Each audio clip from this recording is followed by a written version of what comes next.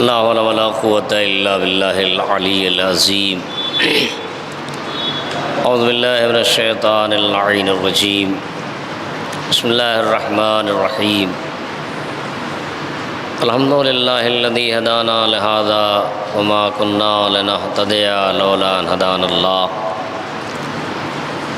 لقد جاءت رسول ربنا بالحق الصلاة والسلام على أشرف الأنبياء والمرسلين سيدنا ونبينا وشفيع ذنوبنا وطبيب نفوسنا وحبيب قلوبنا ومولانا بالقاسم محمد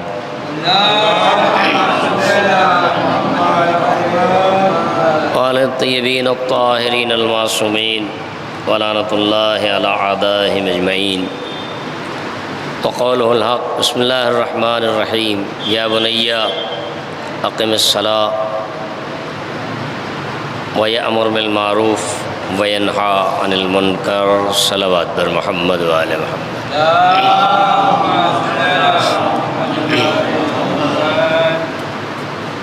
سورہ حمد اور سورہ اخلاص کی تلاوت فرما کر مرحوم سید محمد علی صاحب کی روح کو وصال فرما دو اور صلوات پڑھ دیں محمد وآل محمد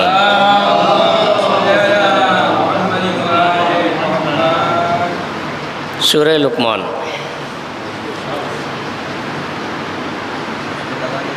صلوات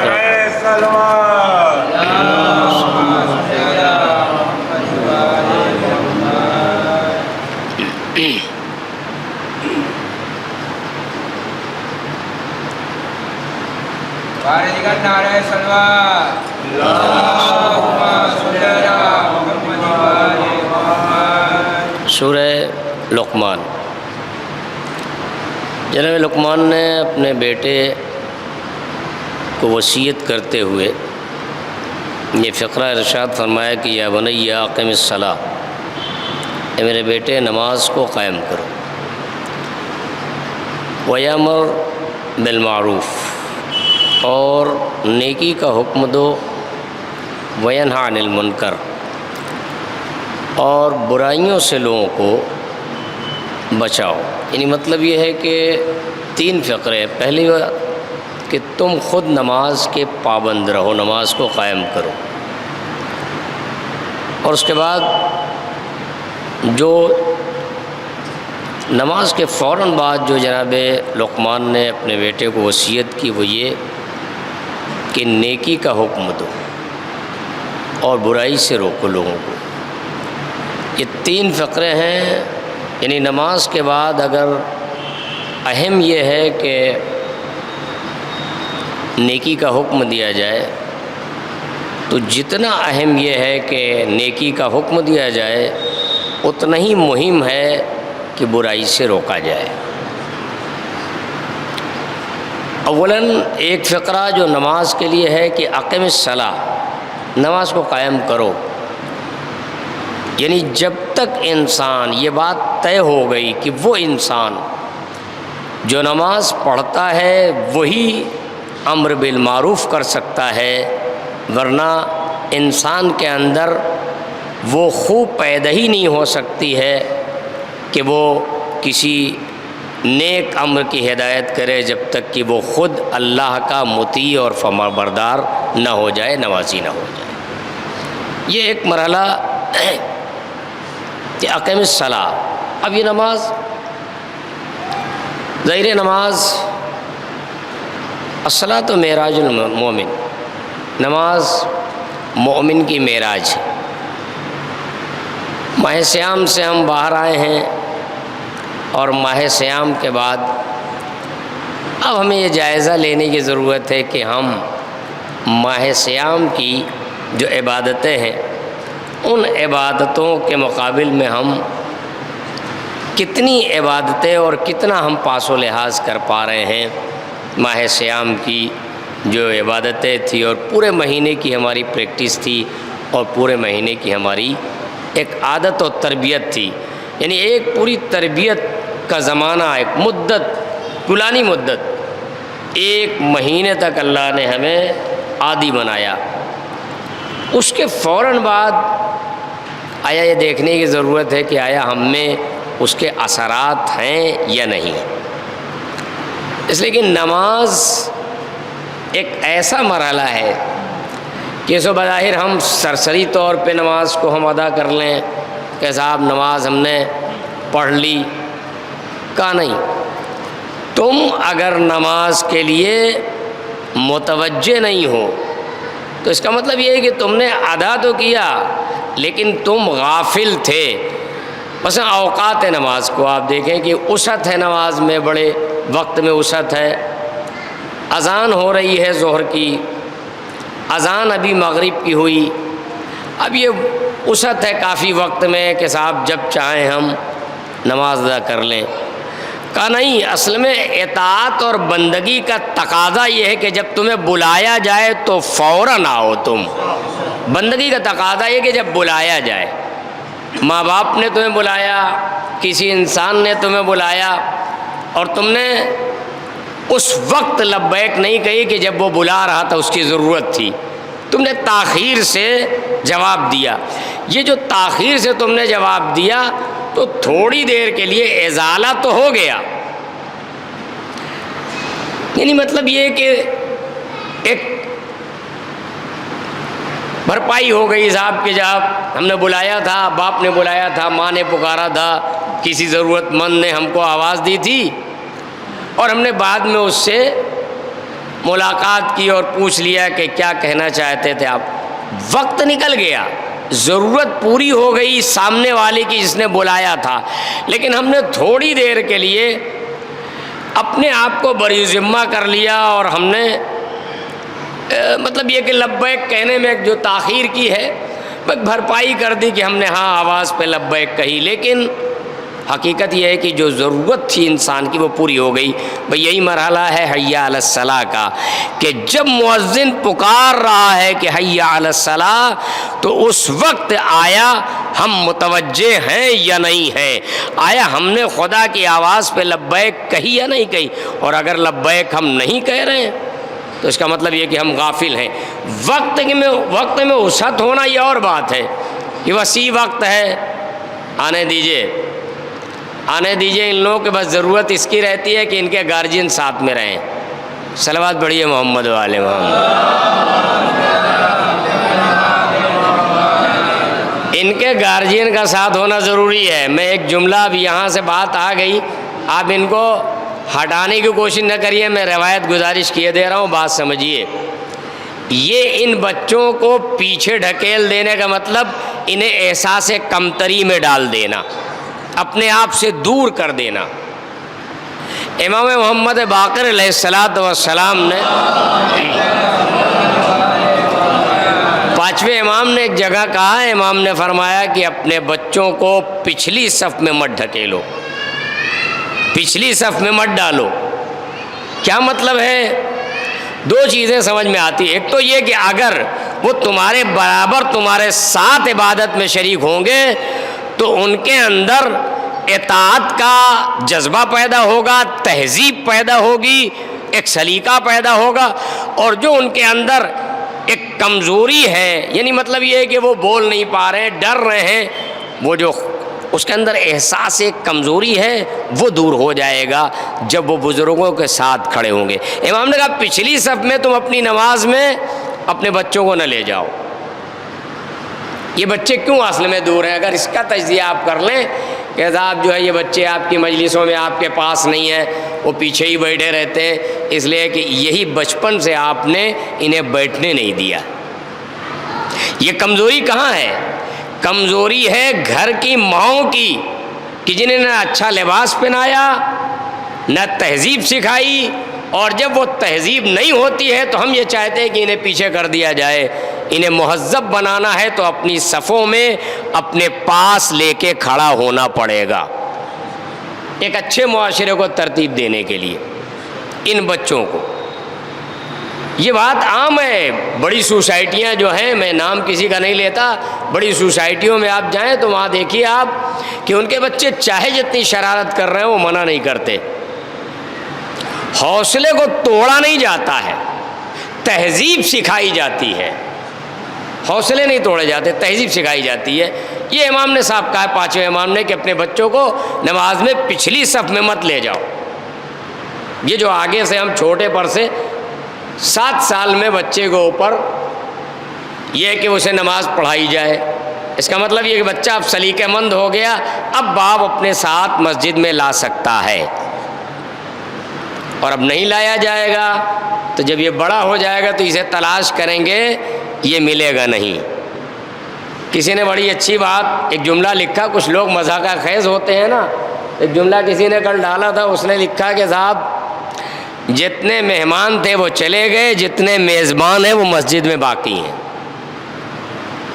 ظاہر ہے نا، مسجد خالی ہو جاتی ہے رمضان کے بعد، تو اس نے اس پہ کمنٹ کیا تھا کہ جتنے مہمان تھے وہ چلے گئے اور جو میزبان ہیں وہ بیٹھے ہوئے ہیں مسجد میں، یعنی چند نمازیوں کی تصویر ڈالی اور لکھا کہ مہمان گئے میزبان ہیں۔ تو یہ ہمارا حال ہے۔ ایک مرتبہ صلوات پڑھیے محمد والے۔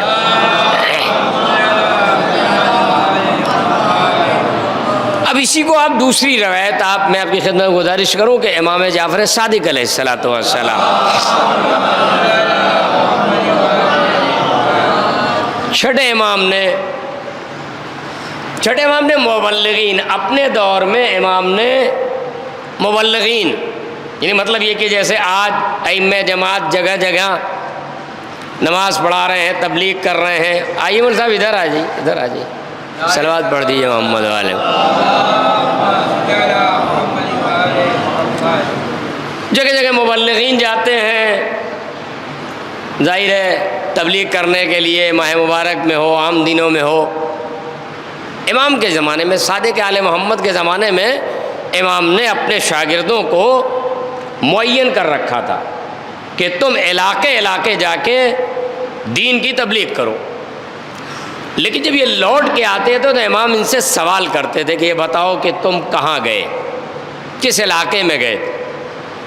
آنے والے نے، امام کے چاہنے والے نے کہا کہ مولا میں فلاں علاقے میں گیا۔ امام نے کہا کہ کیا نتیجہ حاصل ہوا، تمہاری تبلیغ کا کوئی اثر ہوا، تم نے کیا کام کیا؟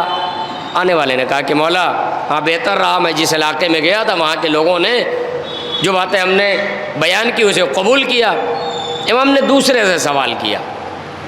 یہ چیزیں دیکھیے غور کرنے کے، جو چیزیں چھپی ہوئی ہیں ہم نہ مطالعہ کرتے ہیں نہ اس کا موقع ہوتا ہے کہ کوئی پڑھے کوئی سنے، اس لیے کہ مجلس تو صرف باہر کے ذاکرین پڑھتے ہیں اور وہ داد و تحسین کے لیے رہتی ہے، تو اس کا ایک دائرہ ہے۔ 6666 آیتوں میں 200-300 آیتیں پڑھی جاتی ہیں، بس 200-300 آیتیں بار بار ریپیٹ کی جاتی ہیں۔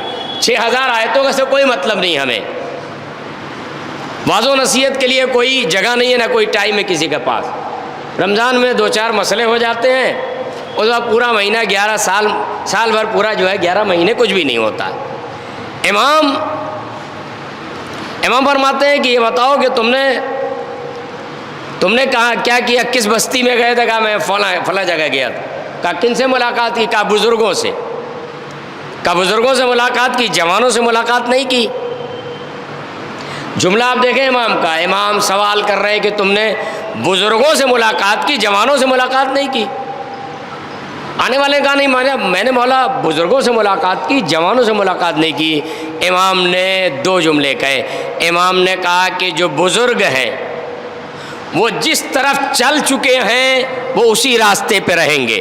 اچھائی کے راستے پہ چل رہے ہیں تو اچھے رہیں گے، برائی کے راستے پہ چل رہے ہیں تو برے رہیں گے، انہیں بدلا نہیں جا سکتا۔ تمہیں یہ چاہیے کہ جوانوں سے ملاقات کرو، اس لیے کہ ان کے اندر ایک بدلنے کا ملکہ ہوتا ہے، انہیں موڑا جا سکتا ہے دین حنیف کی طرف۔ یہ آپ سمجھیے، یہ ہے دین جو ہماری نگاہوں سے اوجھل ہے۔ یہ دین ہماری نگاہوں سے اوجھل ہے، ہماری نگاہوں میں کچھ چیزیں ہیں جو رائج ہیں اور اسی راستے پہ، اسی روش پہ ہم بھی چل رہے ہیں، ہمارے باپ دادے بھی چلتے رہے، ہماری نسلیں بھی چلتی رہیں گی۔ نہیں صاحب، تبلیغ، موعظہ، روایتیں اور احادیث، کیا اہل بیت نے ہمیں تعلیم دیا ہے؟ کوئی پلیٹ فارم ہے ہمارے پاس؟ کوئی پلیٹ فارم نہیں ہے۔ اب ذرا اور دیکھیے آپ، ہر امام کے زمانے میں حالات کے اعتبار سے امام نے کہیں حکم دیا ہے، کہیں احکام کو نافذ کیا، کہیں واپس لیا ہے۔ مثلا زکوٰۃ کے مسئلے میں آپ لے لیں، بہت جلدی سے میں بات کو تمام کر دوں گا، اس لیے کہ دیکھیے اب وہ ماشاءاللہ آپ تھکے ہیں بہت زیادہ، ابھی رمضان کی جو تھکن ہے وہی نہیں اتری ہے۔ صلوات پڑھیے محمد والے محمد۔ حالانکہ ماہ مبارک میں جو بزرگوں کو ہم لوگوں نے دیکھا بچپن میں، ان کی جو انرجی لاس ہوتی تھی اس کو پورا کرنے کا سامان نہیں تھا، لیکن اب تو مسجدوں میں ماشاءاللہ بہت انتظام ہوتا ہے، ٹھیک ٹھاک رہتا ہے، تو جو بھوک اور پیاس ہوتی ہے تو وہیں ختم ہو جاتی ہے، اتنا سارا انتظام رہتا ہے۔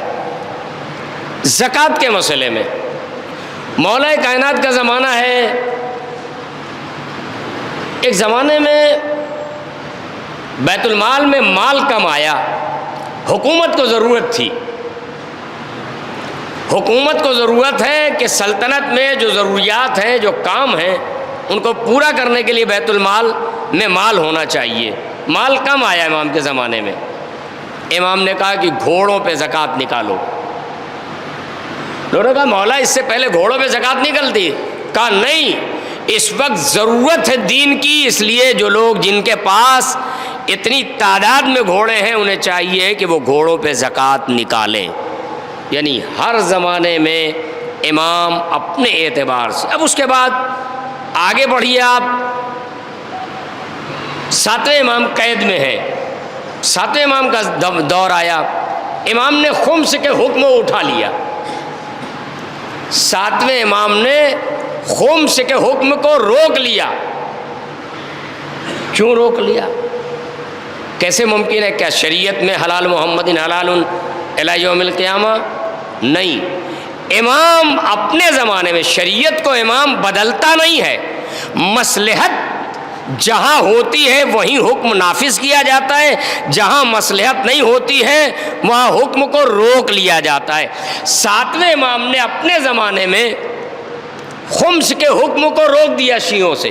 کیوں؟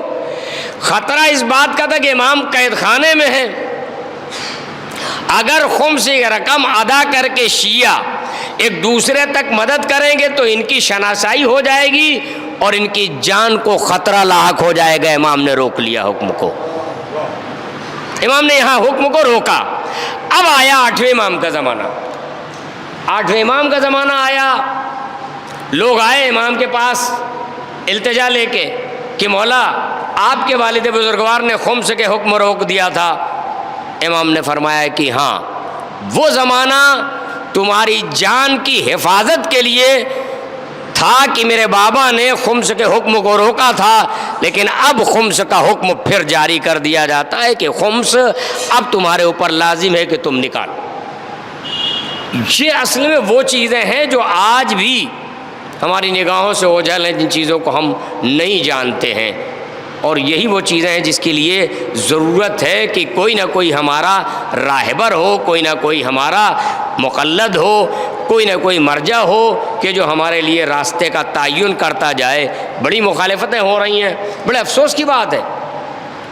مثلا ابھی میرے پاس ایک فون آیا مئو کی طرف سے، ان علاقوں میں تو خطرہ نہیں تھا اس بات کا، وہاں سے فون آیا کہ صاحب ایسا لگتا ہے کہ اخباریت بہت زیادہ پنجے گڑھا رہی ہے۔ تو پتہ یہ چلا کہ جہاں باہوش لوگ ہیں وہاں تو اخباریت اپنا کام نہیں کر پا رہی ہے، لیکن جہاں کمزور لوگ پائے گئے اور کوئی ان کو روکنے والا نہیں ہے وہاں لوگ اپنا کام کر رہے ہیں۔ تو یہ ایک اندیشہ ہے، ایک خطرہ ہے۔ جلال پور تو خیر بچ گیا، ماشاءاللہ محفوظ ہو گیا، اور وہابیت نے بھی دم توڑ دیا ہے، اور اخباریت کا بھی جنازہ نکل ہی جائے گا، اس میں کوئی مسئلہ نہیں ہے، انشاءاللہ ایسا ہوگا نہیں۔ لیکن بہرحال ذہن بدلے جاتے ہیں۔ میں نے ایک صاحب کو ایک جگہ ابھی نماز کے لیے بھیج دیا، کل کی بات بتا رہا ہوں میں نے ایک جگہ ایک صاحب کو نماز کے لیے بھیج دیا۔ کل ایک صاحب وہاں سے مل گئے اور مجھ سے برجستہ وہ جیسے ملے، کہنے صاحب کہاں آپ نے اخباری مولوی کو بھیج دیا تھا؟ تو دین کے مسائل، اب مسئلہ ہے کہ اس طریقے سے اگر مان لیا بے دینی ہو کیا رہا ہے، صرف اتنا ہو رہا ہے صاحب کہ سب کو اہل بیت دکھا کے انہیں دھوکہ دیا جا رہا ہے اور دین احکام سے پیچھے کیا جا رہا ہے، احکام دین سے پیچھے کیا جا رہا ہے۔ نماز کوئی مسئلہ نہیں، امر بالمعروف کچھ بھی نہیں، کیا ہے؟ اہل بیت، عزا، محفلوں کا مزاج آپ دیکھیے، محفلوں میں جتنا دین پھیلتا نہیں ہے اس سے زیادہ توہین ہو جاتی ہے، جتنا دین پہچنوایا نہیں جاتا خرچ اتنا لمبا ہے، جتنا دین پہچنوایا نہیں جاتا اس سے زیادہ نقصان ہو جا رہا ہے۔ کیوں؟ تہذیب کی کمی۔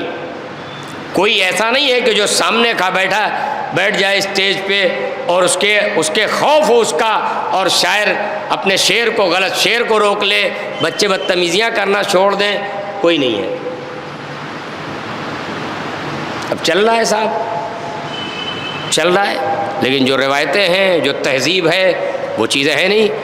کیا کہا؟ اقیم الصلاۃ ویأمر بالمعروف وینہی عن المنکر، یعنی مطلب یہ ہے کہ نماز کے فوراً بعد جو اہم چیز ہے وہ ہے امر بالمعروف، اور اس کے ساتھ ہی ساتھ نہی عن المنکر، یعنی دونوں چیزیں لازم ہیں انسان کے اوپر کہ امر بالمعروف کرے، جہاں نیکی کا حکم دے رہا ہے اپنے بچے کو وہیں یہ بھی بتائے کہ تمہارے لیے یہ چیز ٹھیک نہیں ہے، یہ عیب ہے، یہ مناسب نہیں ہے۔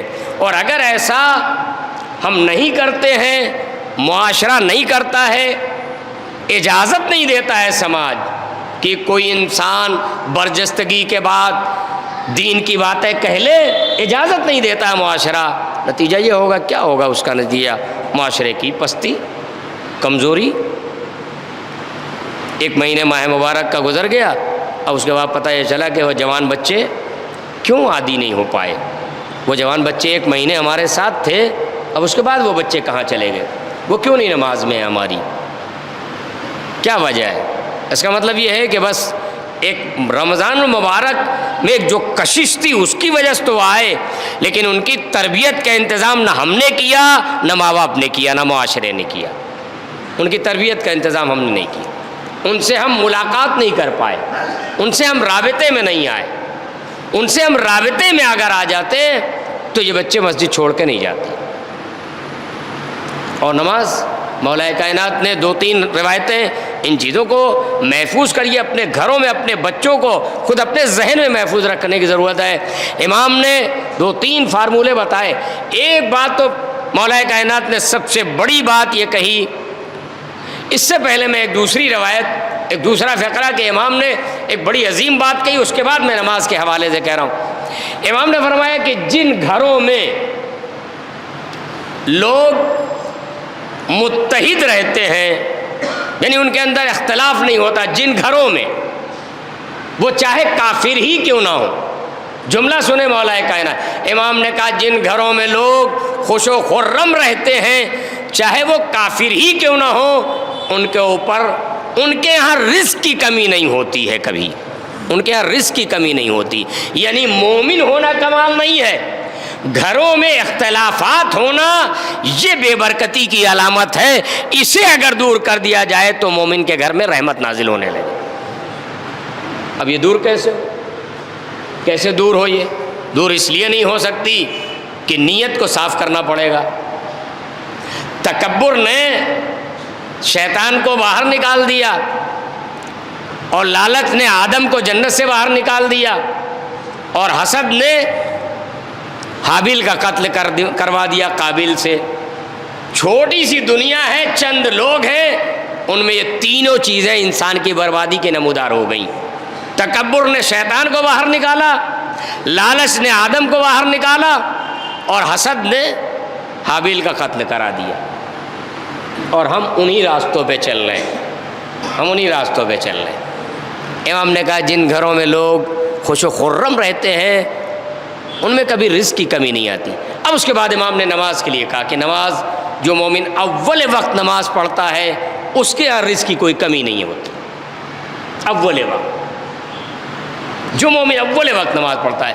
مجھے تو تعجب ہوا، میں جمعۃ الوداع میں مارکیٹ میں گیا ڈاکٹر ابرار صاحب کی طرف دکان پہ، میں نے کہا وہاں اندر ہاتھے میں گاڑی نکالنا ہو، بھیڑ ہو جائے گی، تو گاڑی میں ادھر کھڑی کر دیا ڈاکٹر صاحب کی طرف۔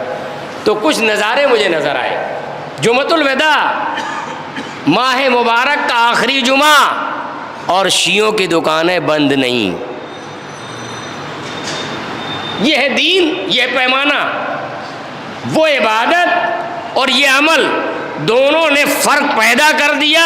اب انسان مومن بنتا ہی رہے، مومن کہنا اور بات ہے، مومن ہونا الگ بات ہے۔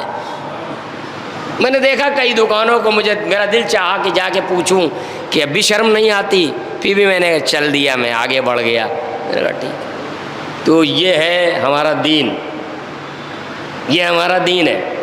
قرآن چیخ کے کہہ رہا ہے کاروبار بند کرو، تو عام جمعے کو کہہ رہا ہے قرآن، اور یہ جمعۃ الوداع کو ہماری دکانیں کھلی ہیں۔ خدا سے کہاں سے مانگو گے؟ کیسے سنے گا خدا تمہاری؟ پتہ یہ چلا کہ نماز اتنی ہلکی ہے ہمارے یہاں۔ عام مصلی کے لیے ہر دن، ہر وقت، ہر نماز کے لیے امام نے فرمایا کہ اول وقت نماز پڑھنے والے کے یہاں رزق کی کمی نہیں ہوگی۔ اور ہم جمعۃ الوداع کی نماز، اذان ہو جائے، خطبہ ہو جائے، اور ہم اب اس کے بعد امام نے ایک جگہ اور ارشاد فرمایا۔ امام نے فرمایا کہ نماز کے احترام کرنے والے کون لوگ ہیں؟ کون لوگ ہیں جو نماز کا احترام کرتے ہیں؟ امام نے فرمایا کہ جو لوگ وقت داخل ہونے سے پہلے آمادہ ہو نماز کے لیے، یہ احترام کرنے والے ہیں نماز کا۔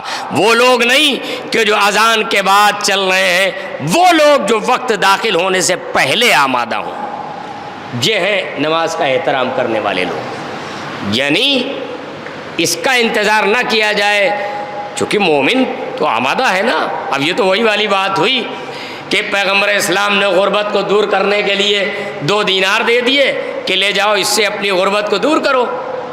اب وہ 2 دینار خدا نے دیے تھے، پیغمبر نے اپنے ہاتھ سے دے دیے، اور معلوم ہے کہ صاحب برکت بڑھتی رہی۔ پہلے تو یہ ہر وقت پیغمبر کو بلایا کرتا تھا کہ نبی خدا نماز کا وقت ہو گیا، اور مسجد میں ہر ٹائم حاضر۔ اب اس کے بعد غلہ، بھیڑ، بکریاں بڑھنے لگیں، تو پتہ یہ چلا کہ کبھی اب روزانہ ایک ٹائم دکھائی دیتا تھا وقت پر، اس کے بعد پھر جمعے آنے لگا، اور پھر جمعہ بھی چھوٹنے لگا۔ تو پیغمبر نے اس سے پوچھا، کہا کیا ہے، کیا بات ہے؟ کہا یا نبی خدا مجھے ٹائم نہیں مل رہا ہے۔ کہا اچھا ٹائم نہیں مل رہا ہے، ٹھیک ہے کوئی بات نہیں۔ اللہ نے کہا ہے پیغمبر اس سے کہو کہ وہ 2 درہم ہمارے 2 دینار لوٹا دے۔ اس نے وہ 2 دینار لوٹائے پیغمبر کے، اور معلوم ہے کہ جتنا خزانہ تھا وہ سارا کا سارا خالی ہوتا چلا گیا، پھر پلٹ کے مسجد کے دروازے تک آ گیا۔ تو یہ ہماری کیفیت ہے۔ نیتیں صاف نہیں۔ گھروں میں اتحاد کا مطلب ہی کیا ہے؟ جب ہم غصب کے عادی ہو گئے ہیں، بھائی کا حق مار دیا، بڑا ہے تو اس نے ہاتھ صاف کر دیا، چھوٹا ہے اس نے ہاتھ صاف کر دیا، کوئی زیور لے کے بھاگا جا رہا ہے ماں کا، کوئی کسی کی زمین میں گھسا چلا جا رہا ہے، کوئی کسی کے یہاں تھوڑا بہت آگے بڑھ جا رہا ہے۔ تو جہاں یہ ہو وہاں دین کہاں ہے؟ کہاں ہے دین؟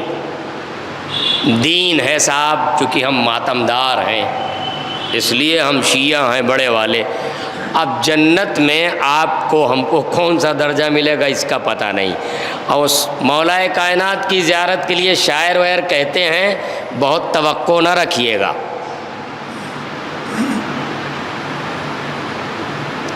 جب ہم نے کسی چیز کا لحاظ ہی نہیں کیا تو امام کہاں ہم سے راضی ہوں گے کہ ہمارا سلمان و فارسی، ابو ذر و مقداد سے ملاقات ہو جائے، یہی بہت بڑی بات۔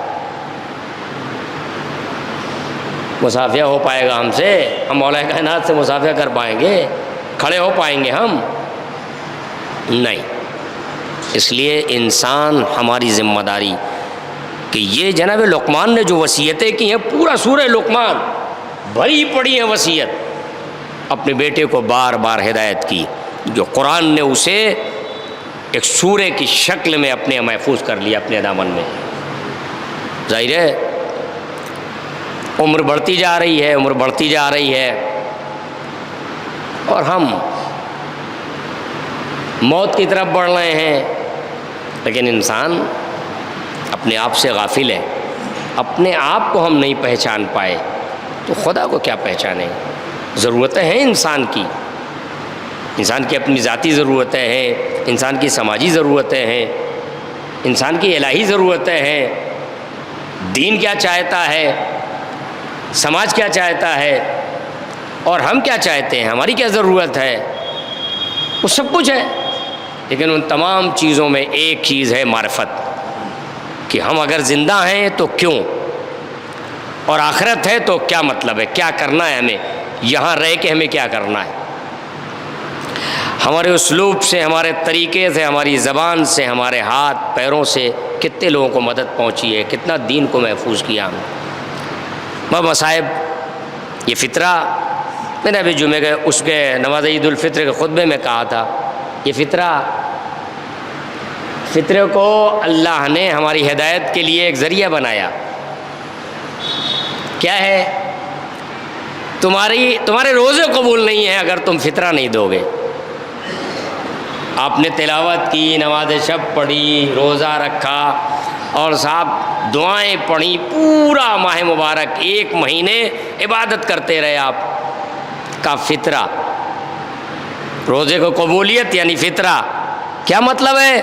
کہ تم ہمارا حق ادا کرتے ہو تو پہلے مومن کا حق ادا کرو، تب ہمارا حق ادا کرو. جب تک مومنین کا حق ادا نہیں کرو گے تب تک ہم تمہاری عبادت کو قبول نہیں کریں گے. یہ ہے اسلام. ظاہر ہے یہ محمد علی صاحب بیچارے، یہ آپ کا بڑا احسان ہے کہ یہ بیٹے ہیں ان کے ساحل صاحب، اور مومن آدمی، وہ ہر مجلس میں ہر جگہ پہنچتے تھے. اب اس طرف وہاں دور یہاں سے ایک دم جو اب جعفر آباد تو 1.5-2 کلومیٹر میں پھیل گیا نا، تو پتہ یہ چلا کہ اس کونے پہ رہ رہے ہیں. اب وہ ججوا پہ جو بولا جاتا ہے وہاں پہ.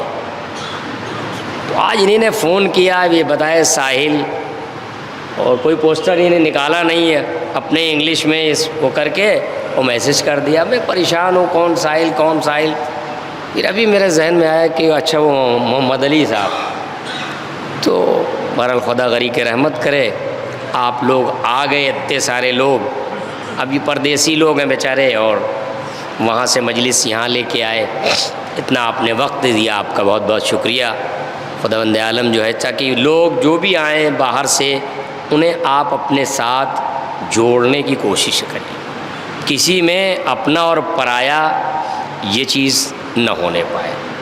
اور یہ ابھی الحمدللہ ہمارے یہاں ہے، مجلس ہو رہی ہے، آپ چلے، آپ کو نہیں پتہ کہ کس کی مجلس ہے.